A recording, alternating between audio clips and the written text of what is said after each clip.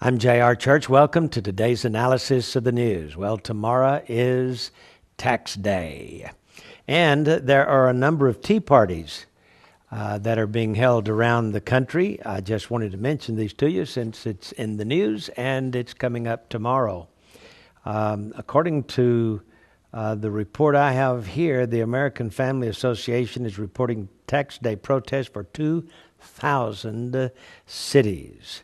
But the mainstream media are beginning to report the widespread movement, and many major outlets are doing so in critical columns and television reports. The New York Times, for example, wrote, quote, "Republicans have become embarrassing to watch, and it doesn't feel right to make fun of crazy people." He said the Tea Parties are not an accurate representation of public sentiment. And then he called them astroturf, that is fake grassroots events manufactured by the usual suspects, he wrote. USA Today reported that the nationwide protest would only number about 500 U.S. towns and cities, while a Forbes columnist argued that the federal revenues as a share of the gross domestic product will be lowered this year, lower than any year since 1950s. Then there's MSNBC's Rachel Maddow show, denigrated the movement with puns for 13 minutes, calling it Insanitia. Organized by conservative activists, she laughed out loud as she disparaged the tea baggers during the broadcast. And Newsweek editor Daniel Gross said the movement was astroturf rather than grassroots. That's the same thing New York Times called it, isn't it? But I tell you what, all of these ideas, for example, GOP lawmakers here are complaining that President Obama's decision Monday to allow more travel by Cuban Americans to the island, warning that he could end up buttressing the island's ailing communist regime with a huge infusion of American dollars.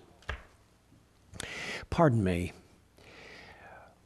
I'm against having anything to do with Cuba, but not because of American dollars. I just happen to remember back when Fidel Castro had all of the preachers on the island lined up against a wall and shot them, executed them, lined them up against a wall and shot them. And so we're worried about Cuba because of money? Give me a break. Well, let me go a little bit further. Administrators at the North Royal Shore Hospital in St. Leonards, Australia, have thrown out the crosses and the crucifixes and the Bibles out of their chapels to comply with new rules that followed the construction of a special prayer room for Muslims.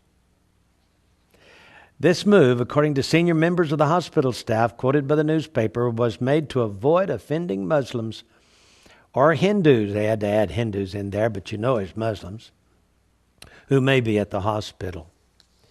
Robert Spencer posted a report that generated a long list of reactions. One person wrote, "Why would a person of one faith be offended by seeing the religious symbols of another faith?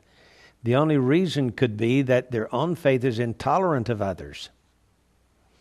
Another writes, "The monumental hypocrisy is again evident for all to see. On the one hand, they claim to be a tolerant, peaceful faith, while on the other, they try to dismantle all other faiths. Sometimes this is through sleight of hand, but most times it is at gunpoint." Another writes, "I am offended at the very sight of mosques. They should be removed." That's turnabout fair play, isn't it? Then the Wren College. Get this. The Wren Cross at the College of William and Mary originally was taken out of the chapel after a fellow named Nickel, I guess he was one of the head guys at the college, reported that he received a complaint about it.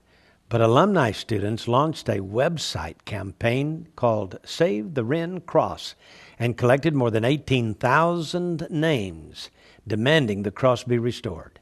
As the number of names on the petition rose, Mr. Nickel at first admitted he, quote, acted too quickly and should have consulted more broadly, end of quote, and dictated that a plaque would be installed in the chapel. The move failed to satisfy those who wanted the donated bronze cross restored to the historic chapel, and the university eventually assembled a special committee to deal with the crisis.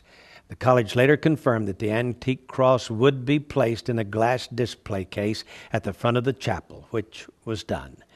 Nickel had created a furor by arbitrarily ordering the cross donated by the Bruton Parish Episcopal Church in the 1930s into storage so that the chapel would be less faith-specific. Governor Tim Kaine of Virginia said, quote, I'm just struck by the fact that it is a chapel and always has been a chapel, and that's a part of William and Mary. And I think continuing it in that way certainly wouldn't bother me. The hospital staff down in Australia told members of the newspaper that while the chapel was built for Christians, the goal apparently now is to create a neutral space. In the United States, as I said, the College of William and Mary decided to remove a donated cross. They've now replaced it. Now, here's something that's interesting. Egypt is reinforcing its security on its border with Israel to prevent infiltration into Israel after arresting an alleged Hezbollah cell planning attacks in the Sinai Peninsula. Now, you understand that the Hezbollah are working out of Lebanon. And now this cell shows up, a 49-member cell of Hezbollah shows up in the Sinai Peninsula, and they were planning to carry out 3 simultaneous terror attacks on Israeli tourists in the Sinai Peninsula. Well, they nipped that one in the bud. I wonder what's next. You know, I remember, and by the way, I'm not just complaining about President Obama's policies over the Muslims and Cuba and all the other unusual things he's done. But I remember back in, I think it was 1973, when our President Nixon, he was a Republican, you know.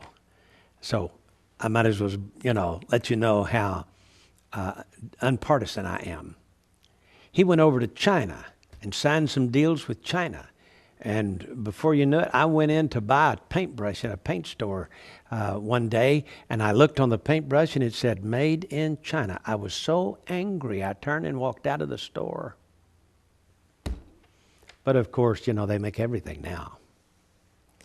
Let me tell you, it doesn't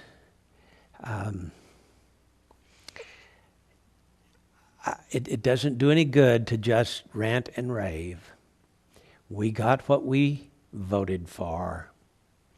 But I want you to know that one of these days, it's all going to be fixed when Jesus comes.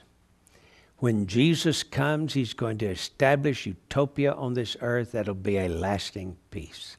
And nations will make war no more. So, he's the only one we can really trust. Jesus Christ is the only one we can really trust. Put your faith in him. I'm J.R. Church. We'll see you again tomorrow. Tax Day. Oh, by the way, I'm going to the doctor tomorrow. I don't know why or what for, but to talk about, the liver and the tumors that I had growing on the liver. And a few weeks ago, we had radiation treatment on them. I guess perhaps the doctor will set up a CAT scan. Whether it'll be tomorrow or a few days later, I don't know for sure, but I'll let you know. I'll keep you informed. You keep praying for me, okay? We'll see you again tomorrow.